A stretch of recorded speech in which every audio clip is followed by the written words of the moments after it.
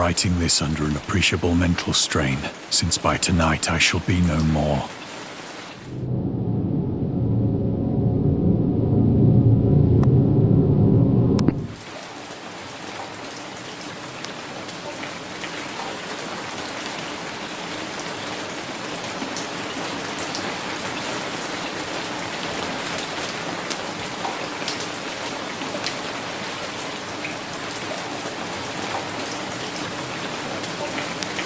Penniless, and at the end of my supply of the drug which alone makes life endurable, I can bear the torture no longer, and shall cast myself from this garret window into the squalid street below.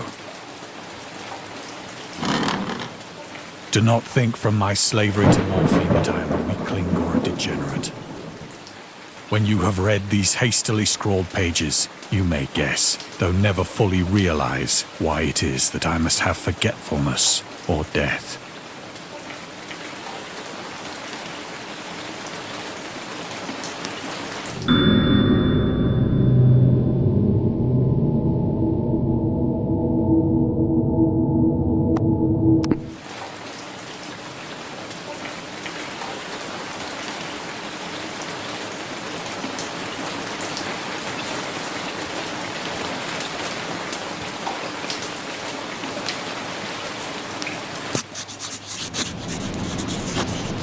It was in one of the most open and least frequented parts of the broad Pacific that the packet of which I was supercargo fell a victim to the German sea raider.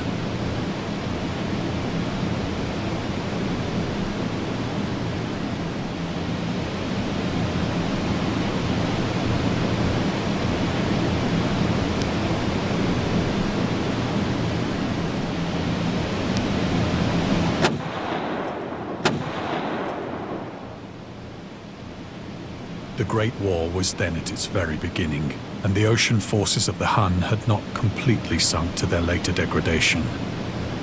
So that our vessel was made a legitimate prize, whilst we of her crew were treated with all the fairness and consideration due us as naval prisoners.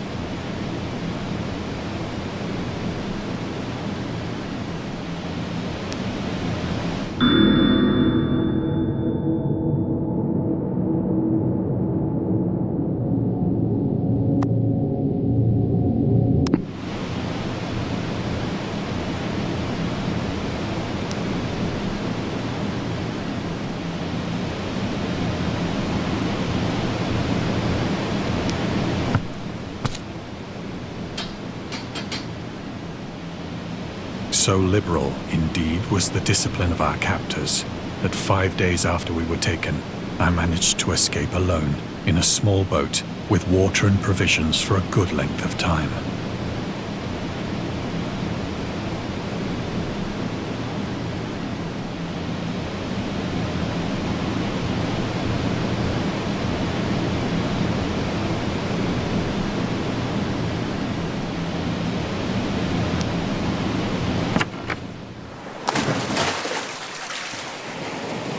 When I finally found myself adrift and free, I had but little idea of my surroundings.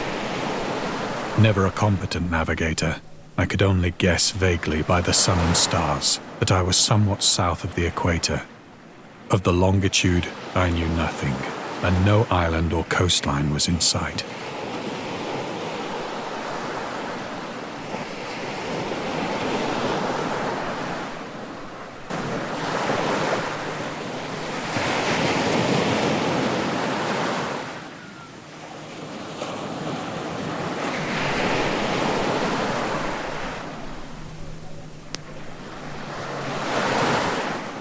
The weather kept fair, and for uncounted days I drifted aimlessly beneath the scorching sun, waiting either for some passing ship or to be cast on the shores of some habitable land.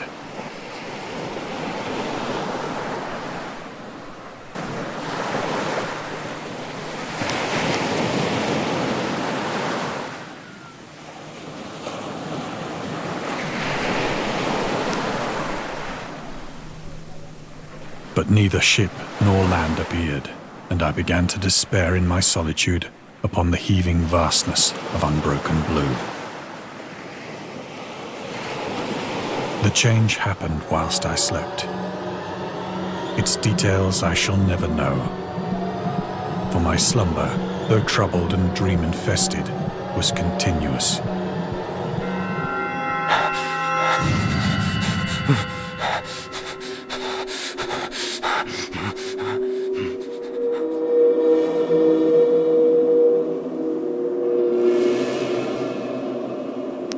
When at last I awoke, it was to discover myself half sucked into a slimy expanse of hellish black mire, which extended about me in monotonous undulations as far as I could see, and in which my boat lay grounded some distance away.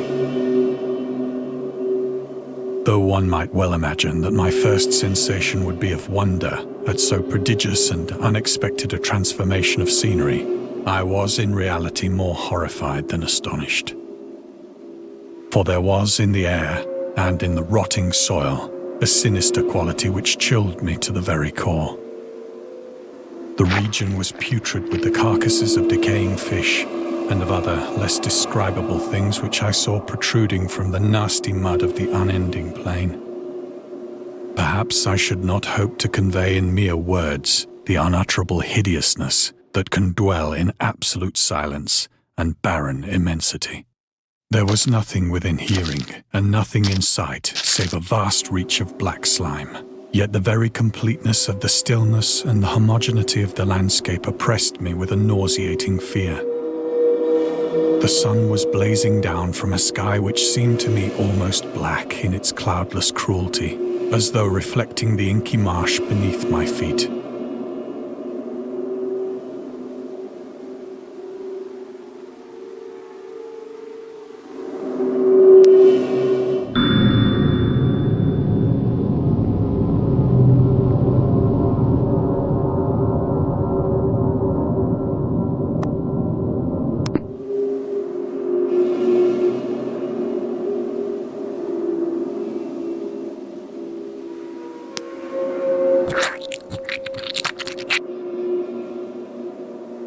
As I crawled into the stranded boat, I realized that only one theory could explain my position. Through some unprecedented volcanic upheaval, a portion of the ocean floor must have been thrown to the surface, exposing regions for which innumerable millions of years had lain hidden under unfathomable watery depths. So great was the extent of the new land which had risen beneath me, that I could not detect the faintest noise of the surging ocean, straining my ears as I might. Nor were there any seafowl to prey upon the dead things.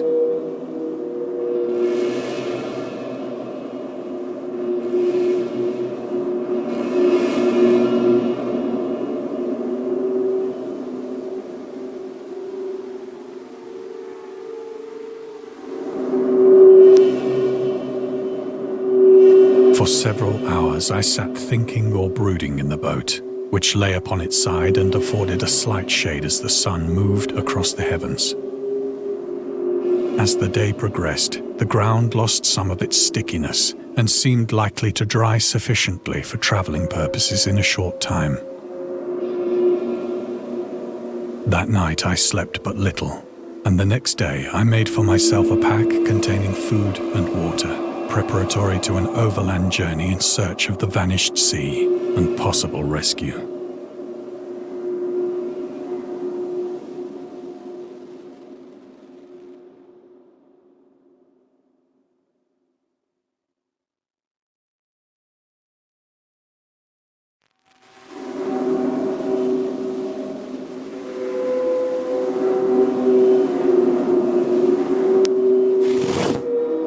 On the third morning, I found the soil dry enough to walk upon with ease.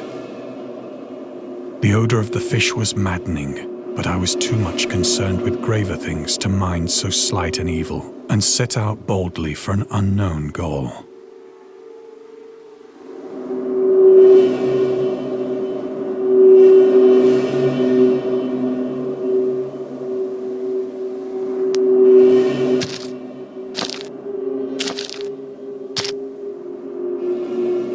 All day I forged steadily westward, guided by a faraway hummock which rose higher than any other elevation on the rolling desert.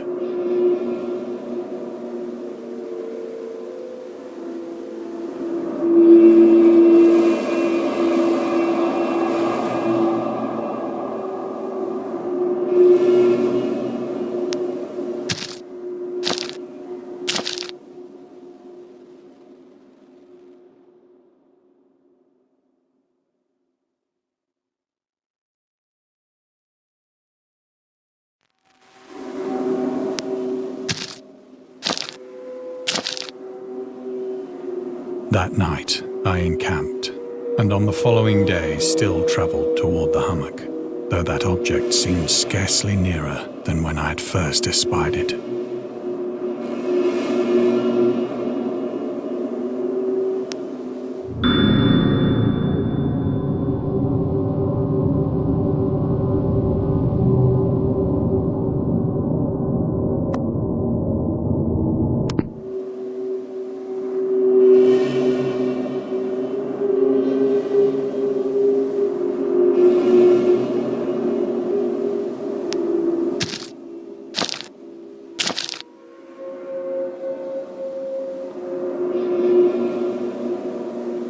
By the fourth evening, I attained the base of the mound, which turned out to be much higher than it had appeared from a distance.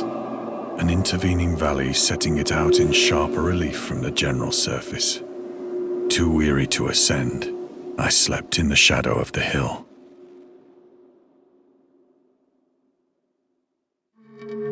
I know not why my dreams were so wild that night. But ere the waning and fantastically gibbous moon had risen far above the eastern plain, I was awake in a cold perspiration, determined to sleep no more. Such visions as I had experienced were too much for me to endure again, and in the glow of the moon I saw how unwise I had been to travel by day. Without the glare of the parching sun, my journey would have cost me less energy. Indeed, I now felt quite able to perform the ascent which had deterred me at sunset. Picking up my pack, I started for the crest of the eminence.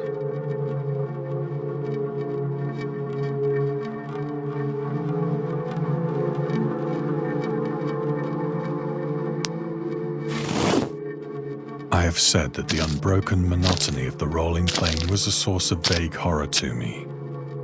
But I think my horror was greater when I gained the summit of the mound and looked down the other side into an immeasurable pit or canyon, whose black recesses the moon had not yet soared high enough to illumine. I felt myself on the edge of the world, peering over the rim into a fathomless chaos of eternal night. Through my terror ran curious reminiscences of Paradise Lost, and of Satan's hideous climb through the unfashioned realms of darkness. As the moon climbed higher in the sky, I began to see that the slopes of the valley were not quite so perpendicular as I had imagined.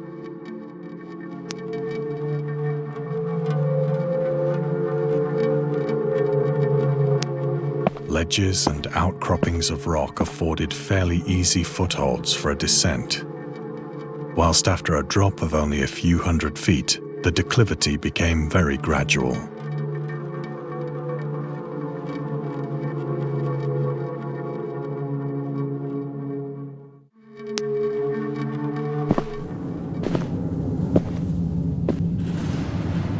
Urged on by an impulse which I cannot definitely analyze, I scrambled with difficulty down the rocks and stood on the gentler slope beneath, gazing into the Stygian deeps, where no light had yet penetrated. All at once, my attention was captured by a vast and singular object on the opposite slope, which rose steeply about 100 yards ahead of me. An object that gleamed whitely in the newly bestowed rays of the ascending moon.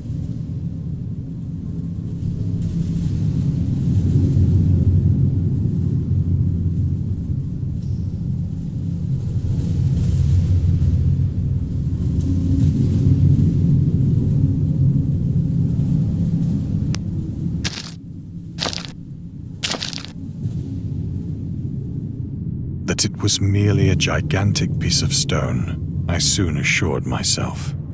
But I was conscious of a distinct impression that its contour and position were not altogether the work of nature. A closer scrutiny filled me with sensations I cannot express.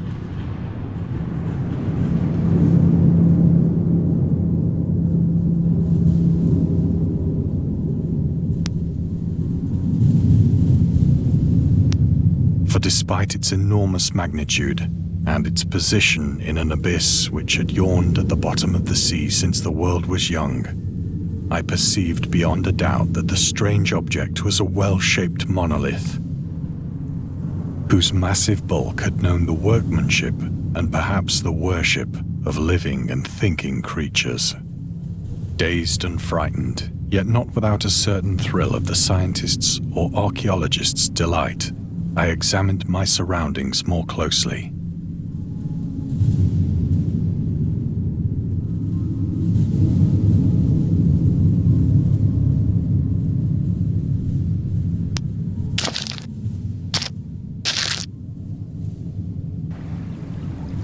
The moon, now near the zenith, shone weirdly and vividly above the towering steeps that hemmed in the chasm, and revealed the fact that a far-flung body of water flowed at the bottom, winding out of sight in both directions and almost lapping my feet as I stood on the slope.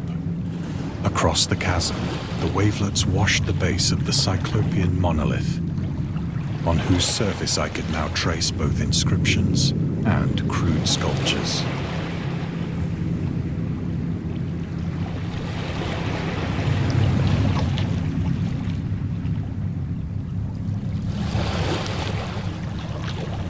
The writing was in a system of hieroglyphics unknown to me and unlike anything I'd ever seen in books,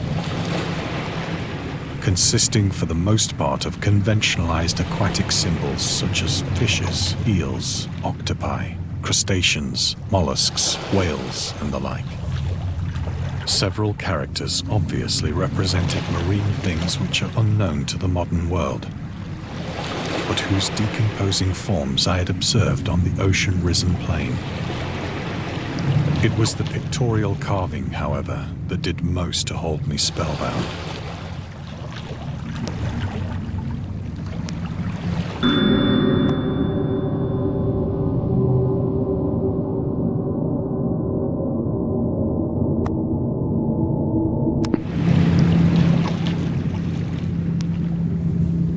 Plainly visible across the intervening water on account of their enormous size were an array of bas-reliefs whose subjects would have excited the envy of a doré.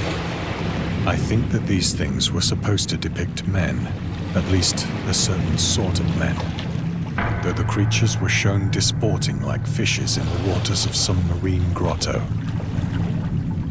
or paying homage at some monolithic shrine which appeared to be under the waves as well. Of their faces and forms I dare not speak in detail, for the mere remembrance makes me grow faint. Grotesque beyond the imagination of a Poe or a Bulwer. They were damnably human in general outline, despite webbed hands and feet, shockingly wide and flabby lips, glassy, bulging eyes, and other features less pleasant to recall. Curiously enough, they seem to have been chiseled badly out of proportion with their scenic background. For one of the creatures was shown in the act of killing a whale, represented as but little larger than himself. I remarked, as I say, their grotesqueness and strange size, but in a moment decided that they were merely the imaginary gods of some primitive fishing or seafaring tribe. Some tribe whose last descendant had perished eras before the first ancestor of the Piltdown or Neanderthal man was born.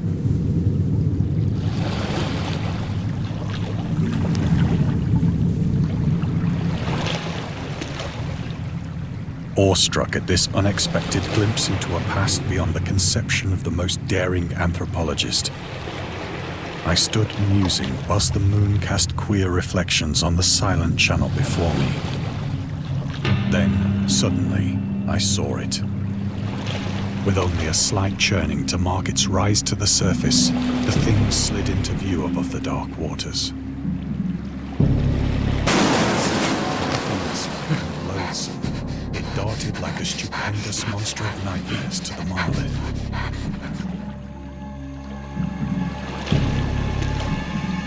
About which it flung its gigantic scales, while it bowed its hideous head and gave vent to certain measured sounds.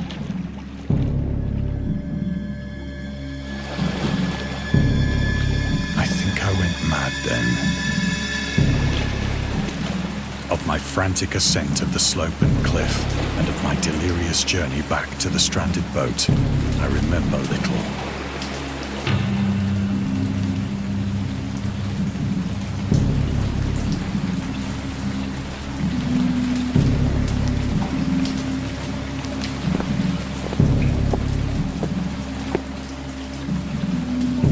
I believe I sang a great deal and laughed oddly when I was unable to sing.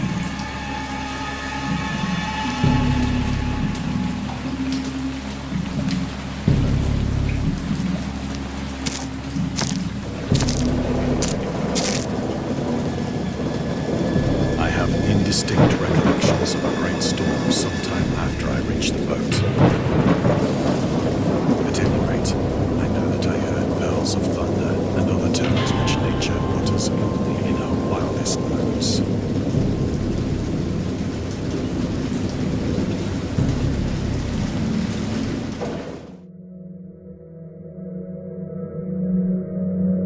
When I came out of the shadows, I was in a San Francisco hospital, brought thither by the captain of the American ship which had picked up my boat in mid-ocean.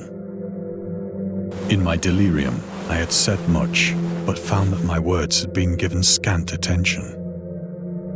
Of any land upheaval in the Pacific, my rescuers knew nothing. Nor did I deem it necessary to insist upon a thing which I knew they could not believe.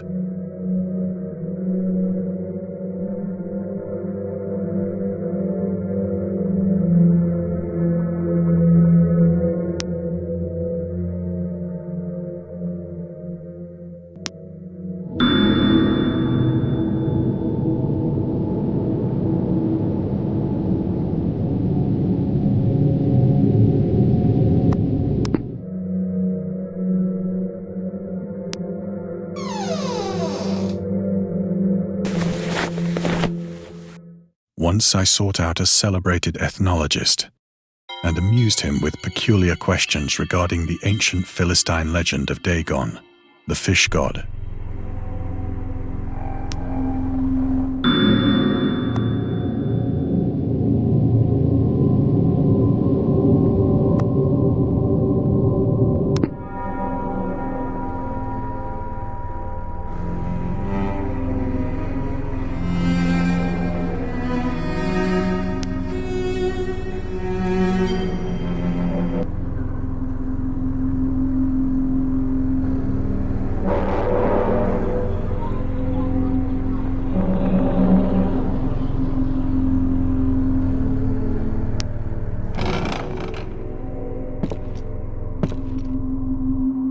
But soon perceiving that he was hopelessly conventional, I did not press my inquiries.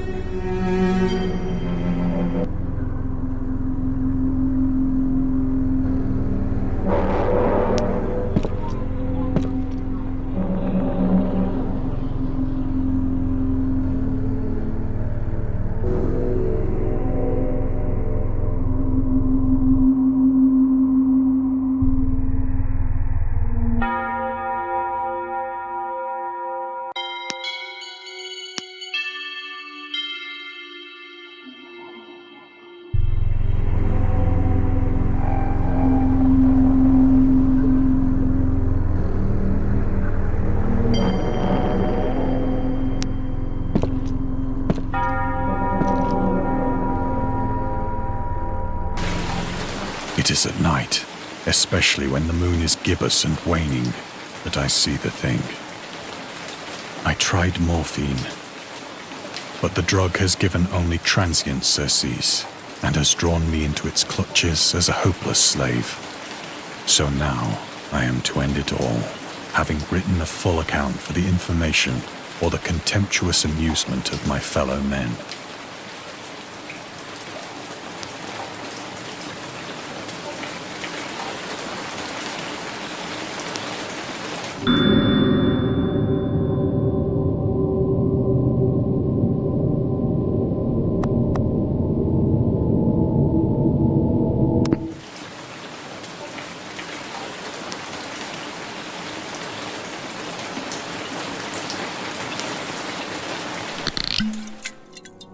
Often, I ask myself if it could not all have been a pure phantasm, a mere freak of fever as I lay sun-stricken and raving in the open boat after my escape from the German man-of-war. This I ask myself, but ever does there come before me a hideously vivid vision in reply. I cannot think of the deep sea without shuddering at the nameless things that may at this very moment be crawling and floundering on its slimy bed, worshipping their ancient stone idols and carving their own detestable likenesses on submarine obelisks of water-soaked granite. I dream of a day when they may rise above the billows to drag down into their reeking talons the remnants of puny, war-exhausted mankind. Of a day when the land shall sink and the dark ocean shall ascend amidst universal pandemonium.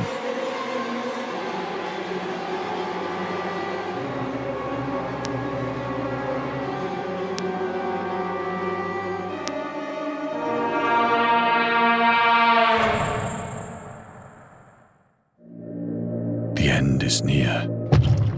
I hear a noise at the door, as of some immense slippery body lumbering against it.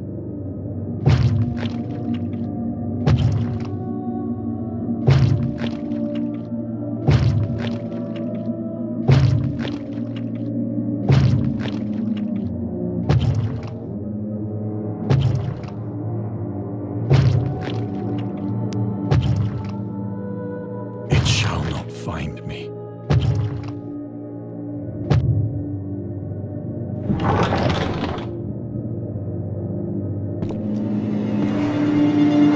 God, that hand!